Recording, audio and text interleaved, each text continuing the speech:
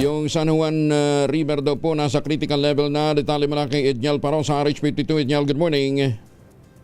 Kuya Angel, umabot na sa critical level itong San Juan River sa lungsod ng San Juan, partikular itong nasa boundary ng San Juan City at lungsod ng Maynila dahil sa walang hupay na pagwalan sa magdamag.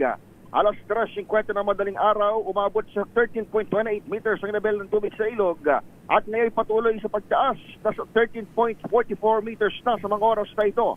Ayon sa San Juan City Disaster Risk Reduction and Management Office, nangangahulugan ng critical level ng abiso sa mga residente nitong voluntaryong lumikas. Sa ngayon kasi may mga residente nang nag-uulap ng pagtaas ng tubig sa mga barangay Batis, Salapan at Kabayanan, pawang mga barangay na malapit sa City of Manila. Tiniyak naman ni Mayor Francis Zamora na hadang main evacuation site ito sa barangay Pinaglabanan upang tumagon sa mga mag-evacuate na pamilya.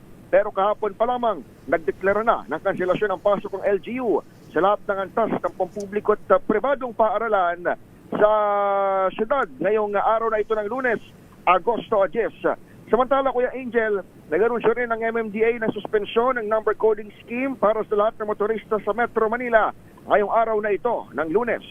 Ako si Edniel Porrosa, D0H. Una sa Pilipinas, una sa Pilipino. Maraming salamat, Edniel.